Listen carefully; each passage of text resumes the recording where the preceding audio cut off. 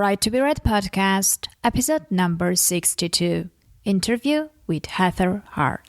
You are listening to the Right to be Read podcast, and this is your host, Ani Alexander.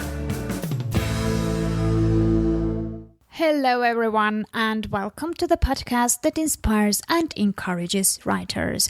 I'm Ani Alexander, and before we start, I would like to remind you that the podcast is sponsored by the Author Marketing Institute. AMI wanted me to let you know that their next event for authors is coming up at the end of January. It's called Author Marketing Live, and it's a virtual conference. That means that you can attend from your home or office and see all the presentations via your computer or tablet. Grab a seat today to learn from bestsellers like Steve Scott, Joel Comm, Lewis Howes, and Peter Shankman and more. You can grab a ticket to the event for only $99 if you use the coupon code ANI during the checkout. ANI spelled A-N-I. That is $49 off the regular price. So just visit www.authormarketinglive.com to register and using the coupon code ANI, save $49. Okay, now let's get to today's episode. I have an interview again this time. So today's guest is Heather Hart. She is an internationally best-selling and award-winning author, book lover, author coach at trainingauthors.com, and owner of booklybooks.com. Her desire is to help other authors successfully publish and market their books while continuing to author, contribute to, and market multiple book marketing and faith-based books herself, and to have fun doing it. So welcome to the show, Heather. I'm really happy that you took the time to come over. Yeah, thanks for having me. I'm really excited to be here. Well, it seems like we have similar activities because I'm working with authors too, and this podcast is mainly to encourage, inspire, and help authors or writers to become authors, let's say, mainly. So let's start with maybe the very beginning. How did you end up working with authors, and how did you decide to do what you are doing now? Honestly, for me, I honestly just kind of fell into it. I had twins several years ago, and it prevented me from continuing to work at a regular full-time job. Uh-huh. So what I did was I started looking for things to do with my time. And I got involved in a ministry that was writing devotionals for teen girls. And they self-published that book through their ministry. And so I had a published book. I was a published author, and I really didn't even try, I guess you should say. I mean, I did put a lot of work into it. I did the writing. I did the formatting. I helped with editing. There was a lot of work that went into that, but it wasn't like I didn't set out to publish a book. It happened. Mm-hmm. And then the owner of that ministry started a website for authors. And at that time, it was selfpublishingcoach.com. And she started asking me to help her with some of that stuff because we'd already worked together. And so I started helping authors just because I was asked to. And I learned a lot along the way, and we finally rebranded the website for both of us, which is now trainingauthors.com. And here I am. Wow. And since when are you doing this? 2009. Okay, So, well, quite a long 6 time. years. Yeah. Okay, so since you have a first-hand experience with writing, with working with authors, what do you think for the newbie writers? Which are the biggest struggles they have? I really think that a lot of it is knowing what to do with your writing. You know, when you finish your book, you can actually, in this day and age, you can write the last word, upload it to Amazon, and be a published author in less than 24 hours with zero money down. It's easy to do, but once you get it out there, it's not easy to sell. Yeah. And if you do it that quick, you're going to have a lot of mistakes made. You know, it's more than about just writing. You can be a fabulous author and never sell a book. You have to know that quality matters. You know, the editing, the formatting, all those things really do go into selling more books.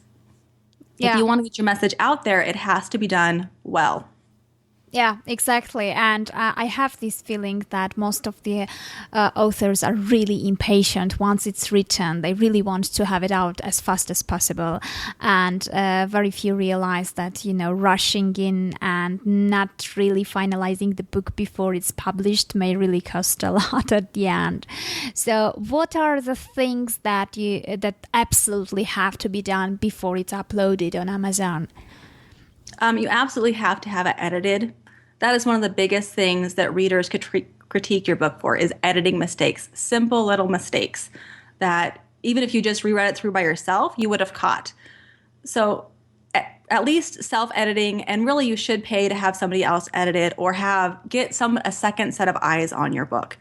Because writers never catch all of their own mistakes. Mm-hmm. It's just you read what you meant to write. So getting that second set of eyes is really, really important. Traditionally published authors have like 6 editors that their books go through. Uh-huh. So indie authors need to understand that you can't ever do it all yourself. And then formatting is also important. The formatting of your book makes it easy on your eyes. It makes it easy for the reader to read. And poorly formatted books will actually hurt your eyes and make you put it down before you're finished. Mm-hmm. Yeah. And then the other really important thing is the book cover design. A poorly designed book cover will ruin your sales before they ever come in. Yeah, exactly. Especially there are so many books out there, so it has to be catchy and it has to kind of, pop up from yes, the sea. And it has to look professional. There are so many book covers that look like, my 12-year-old could have made that, Yeah. It's got to look like you actually cared about it, that it went through the traditional channels, and that it looks like a quality book. Yeah, absolutely. And but I mean, you have to admit that sometimes when you end up with a good quality book and you've done all the things you mentioned, still the book may not be selling because there are some other things that you haven't been doing enough or you haven't been doing at all. So what are like the follow-up things? Because I have a feeling that the book launch itself is not enough to keep up the book up there. Absolutely. I have to tell you, the first book that I ever published with that ministry was Teen Devotionals for Girls. And it was the first in a series of books. And it was published for over a year before we made any significant sales. Uh-huh. We published it, we let it go, it was out there. And even though we had an author platform, we had a website, we had a strong social media presence, we had an email list with thousands of subscribers. Wow. My co-author did speaking engagement where she went and spoke about the book and promoted it that way. And we didn't have any sales worth speaking of. But about a year later, we stopped and we made a plan. We did some small changes, and that book is now an internationally best-selling book and an award-winning title. And it continues to be our top-selling book. Wow. I'm sure now everyone is curious and would like to know what kind of changes did you make? Well, we started off with some small changes. We did, on our email list, we started adding in some extra links to the book at the bottom of the emails. We started adding in some emails that talked about, by the way, you can get this book here, just specific emails about the book rather than just the one that we sent out when it first launched. We added it as an autoresponder so that all of the new subscribers would get that email as well. Uh-huh. And each of the emails in there had a PS at the bottom, you can get this book here. That alone, I think, made a huge difference. We had those thousands of eyes, but we weren't utilizing them. Mm-hmm. Yeah. And it's pretty simple to do, actually. It is. We had been thinking of the ministry aspect of it and not the marketing aspect. So you've got to make sure that you have yourself in a marketing mindset. What's going to work well to sell your book? And a big part of that is knowing who your audience is and what will convince them that your book is worth reading. Mm-hmm. And that's another mistake that I see authors made on the exact opposite of where I was at. They're constantly out there telling people, buy my book, buy my book, buy my book. But readers don't want to hear buy my book. They don't want you to tell them what to do. They want you to convince them why they need your book. Uh-huh. Yeah. And that's really important. Yeah, absolutely. So, and you said you had a strong presence in social media as well. So did you utilize those channels? Absolutely. We added it to, even just adding it to your Facebook profile as an accomplishment or a life I don't remember what they call it now. They change it so often. Yeah, life event, I guess. Yes, a life event. There you go. So we think adding it as that. We started doing quotes from the book or review snippets that we shared online. We did a lot of quote photos that pointed to the book on Amazon or even on our website. We did a book trailer video about it. We started utilizing that huge following that we had to let them know that there was that book available.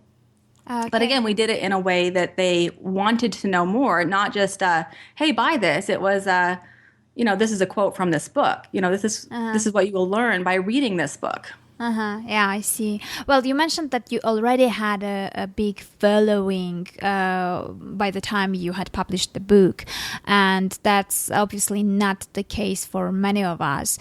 So how did you actually build that following?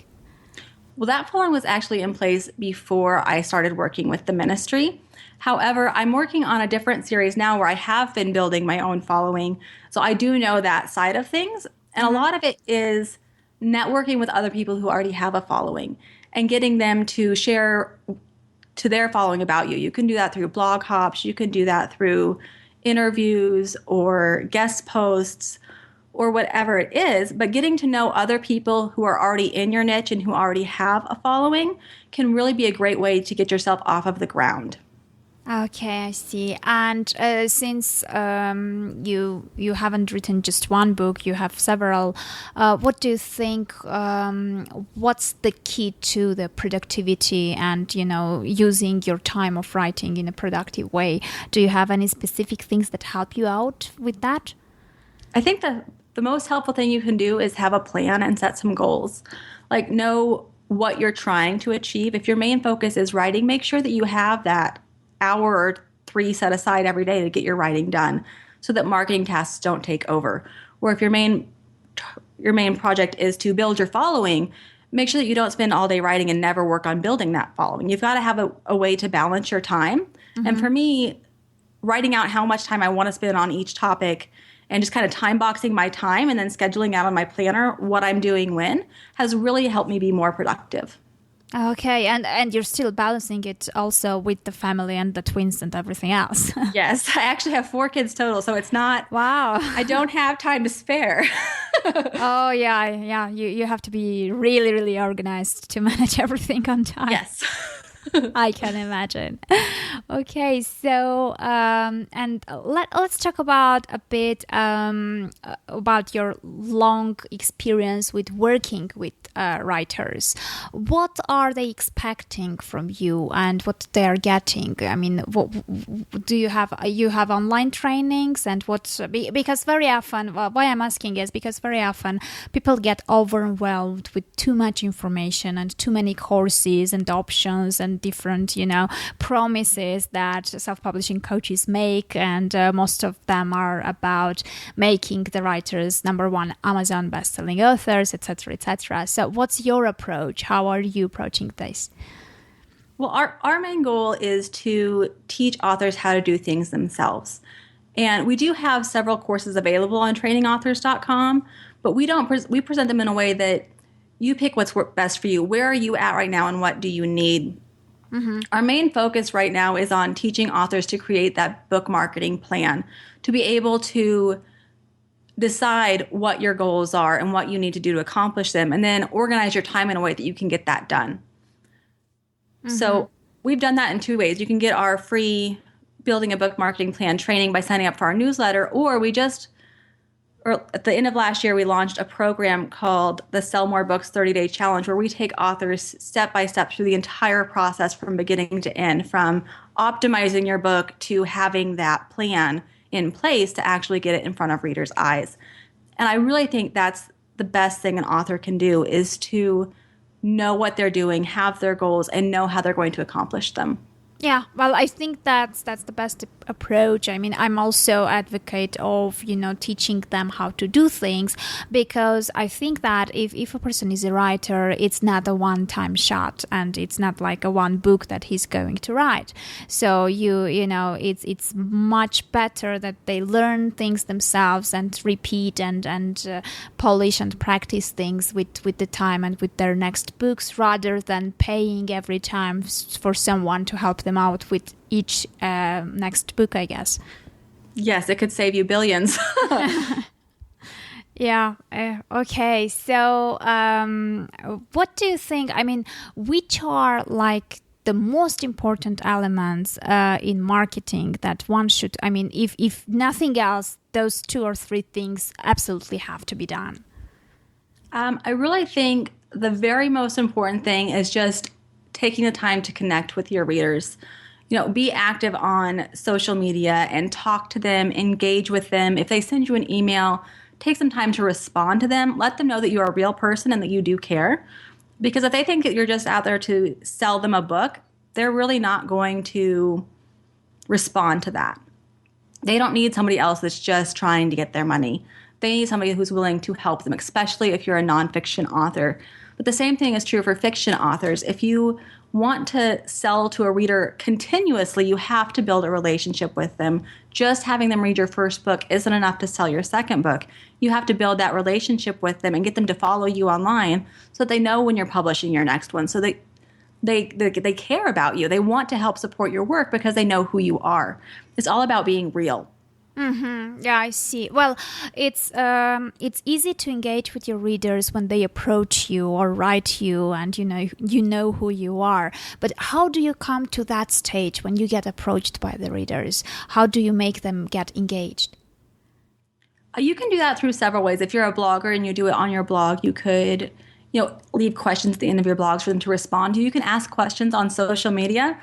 Today I posted on social media that I had this interview, and that opened up a whole dialogue with some of the people that I've been communicating with. And lots of them were other authors or editors or whatever they were. So asking questions is a great way to do it. And you can do that on Twitter, Facebook, through your email list, through your blog. And you can also seek them out. Go to where they are and start talking to them. Mm-hmm. One way to meet people is through going to other blogs in your niche and starting conversations there. And then you can get to know the blog poster or the person who has that blog. And then they might invite you to guest blog, and then you can get to know more readers through their site and point traffic back to your site. It's just a great way to do it. Okay, and it's, I presume, at least, my experience was that it's not really a shortcut, and it takes time, so you have to be patient and persistent with this. It's not a one-day thing that you do it once and that it works as magic, right? No, it's an ongoing. As long as you want to continue selling books, you need to continue engaging with your readers. And it really does take time to build those relationships. Mm-hmm. But I do think it's so worth it, because one reader relationship can spiral into 2 or 5 or 20 as they tell other people about you or post about your books on their own social medias. Building those relationships builds friends and fans, not just readers. Mm-hmm. Yeah, exactly. So you get a really deep and important relationship with your readers, which becomes the foundation for everything you do later on, right? Absolutely. Okay, so and what about I don't know. I mean, there are many people, especially among nonfiction writers, who advise to publish books as often as possible and work on a quantity of books and having a large portfolio. What's your approach about this? Well, I do have quite a large portfolio of books myself, but my goal isn't to publish as many books as possible. I really think that you should work at a pace that works for you. Readers are avid readers. You could pick up a book and read it in a day or two if you really want to. If you have the time, you can absolutely do that. And writers cannot write that fast. It's impossible. I think the most important thing to do is publish quality books.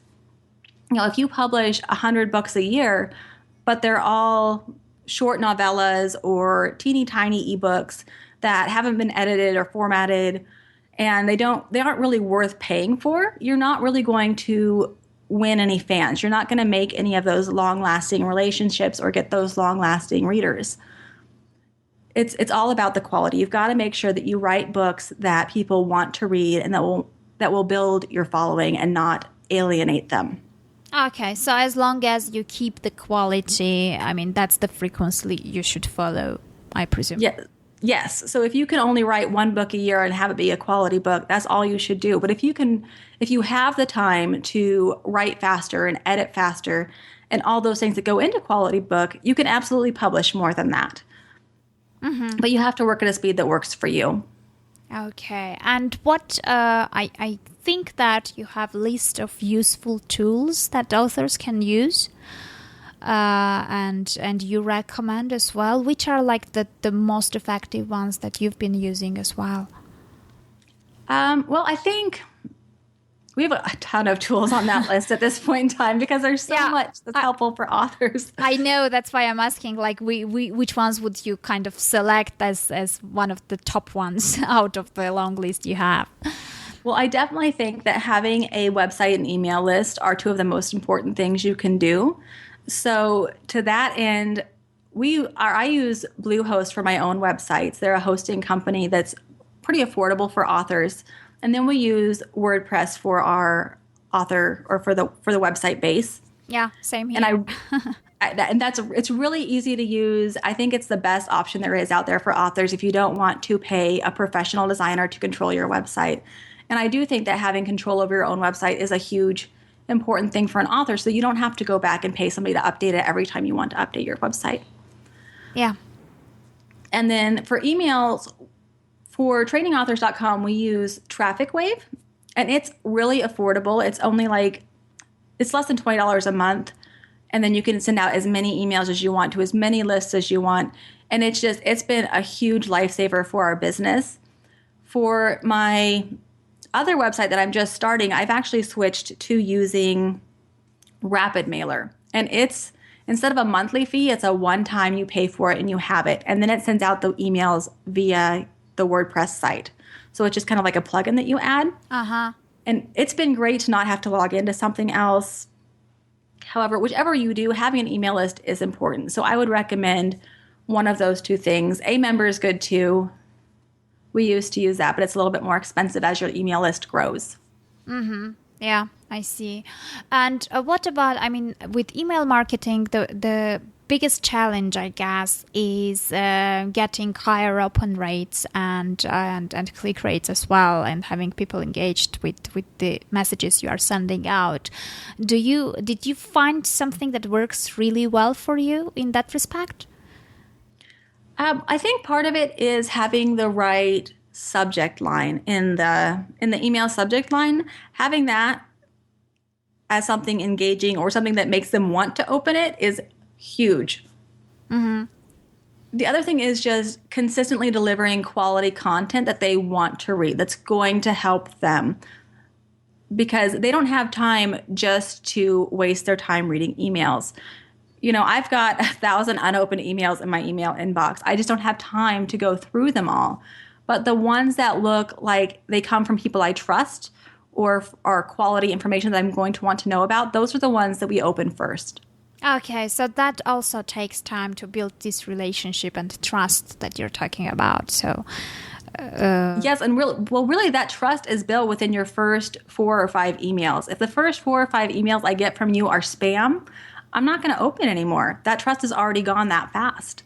Mm-hmm. So you really make sure that the first email somebody gets from you are quality content that matters to them. Okay, and I think, I don't know if you would agree or not, but I think that authors are their own personal brands, and whatever they do, it should be in consistency with their brand values and the way they want to be perceived, etc., etc. So which are the components that kind of, create this brand image for authors? Which are the things they should pay attention to and make sure that it's consistent with what they want to deliver as a brand image? I would say the first thing is your writing style. Do you come across as professional, like you're a teacher? at like at a college or something, like a professor? Do you come across as conversational? Are you humorous? Keep in mind the tone of your writing and just the way that you write, and make sure that that's constantly consistent. If your goal is to encourage them, you should constantly be encouraging. If your goal is to make them laugh, you should constantly be trying to get that across. Stay consistent in your persona, I guess I would say. Okay, so and that style should be kept in all the means you are using, like in your emails to your readers, and in your tweets and everything you do, I guess, right? Definitely, and it should be the same as what you've used in your book, if at all possible. Okay, so which makes me think that most probably the easiest way is to be genuine and authentic in Absolutely. what you're doing. Then you don't really have to go back and forth and recall what you are supposed to do and how. Yes. Yeah. Being genuine is always the best thing you can do. I keep telling people to just be yourself, because that's what the readers want to know anyway.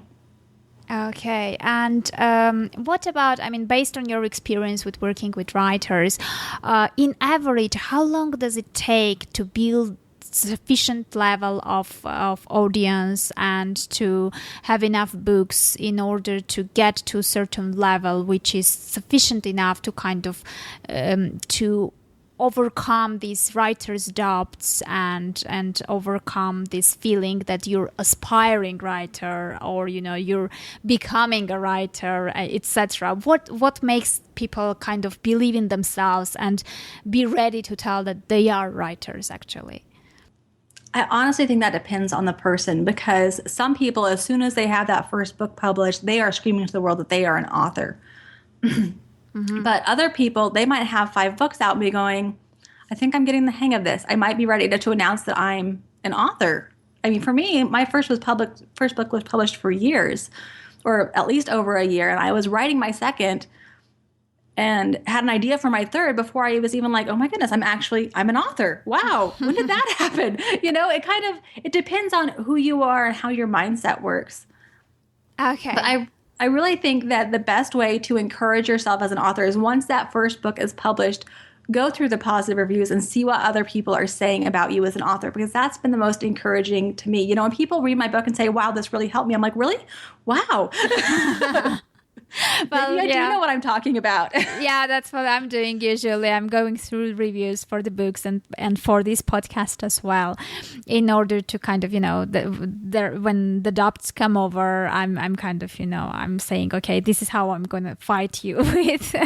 I'm going to read what listeners and readers say and then go and move forward. Yes, when you really are helping people, or when they really are enjoying your books, that's how you know that you're there. Even if just one person has said, wow, I really enjoyed that, you've done your job. Yeah. And you are an author. Yeah, I guess so. Yes. And so what about, let's say we have someone who is working full time. He doesn't have really too much time to dedicate to writing, and he doesn't even have too much time to dig into all this information available on self-publishing, book marketing, etc. So what should be like the most effective way to deal with this limited time for this type of person? Okay, honestly, last year I was working full-time at trainingauthors.com, working on books for authors, building that platform, doing everything with that.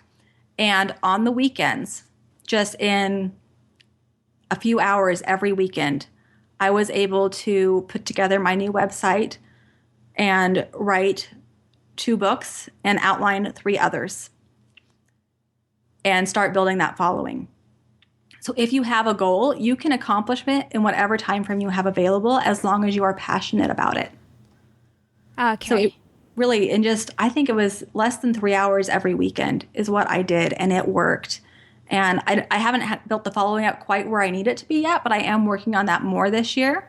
Mm-hmm. So I really think as long as you know what you're going to do and you have a picture of what you're going to do, you can do it. Okay. So no excuses there in terms of time. Not really. You have to realize I wrote my first book when my twins were not even a year old yet. And I wrote it sitting in their bedroom at nighttime so they wouldn't crawl out of their cribs. I would sit in there and type on my computer and keep them in their cribs.